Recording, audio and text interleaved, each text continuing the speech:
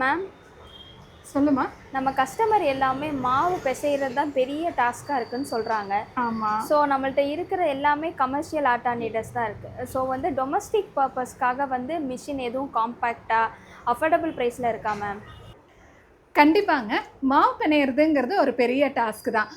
So நம்ம ஆட்டா நீடர்ஸ் எல்லாமே நம்ம கமர்ஷியலாக கொடுத்துருக்கோம். இது இல்லாமல் வந்து ஹவுஸ் ஹோல்டு யூஸுக்காகவும், அதே மாதிரி ஒரு சின்ன சின்ன கேன்டீனாக இருந்தாலும் சரி, நம்ம சின்ன ப்ரொடக்ஷன் யூனிட்டாக இருக்கிறவங்களுக்கு நமக்கு யூஸ் ஆகிற மாதிரி ஒரு ஆட்டா நீடர்ஸும் நம்ம கொண்டு வந்திருக்கோம்.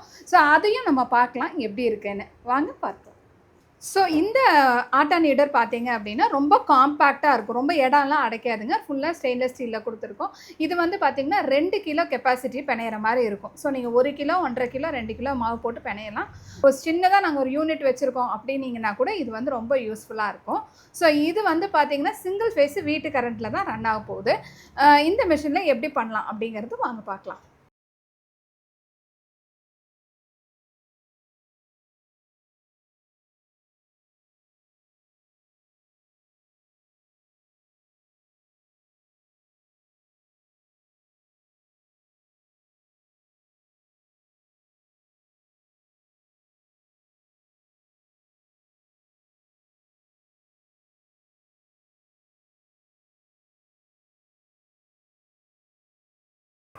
ஸோ நான் சொன்ன மாதிரி உங்களுக்கு ஒரு 15 மினிட்ஸ் எல்லாம் தேவைப்படாதுங்க. ஒரு 5 மினிட்ஸே மோர் தென் எனஃப்.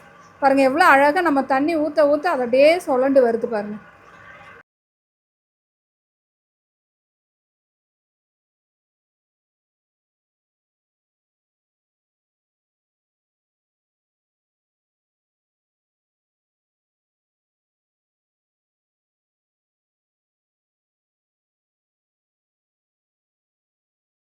ஸோ இது வந்து மாவு நல்லாவே ஃபுல்லாக ப்ளஃபியாக பிணைஞ்சிருச்சுங்க.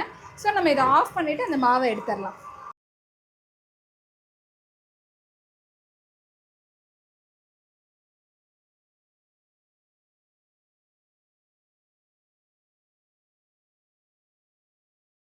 ஸோ இது வந்து நல்லாவே உங்களுக்கு வந்து ப்ளஃபியாக பிணைஞ்சு கொடுத்துருச்சுங்க. இதுக்கு மேலே நீங்கள் வந்துட்டு ஆயில் வேணாலும் அப்ளை பண்ணிவிட்டு நம்ம சுட்ட எடுத்துக்கலாம்.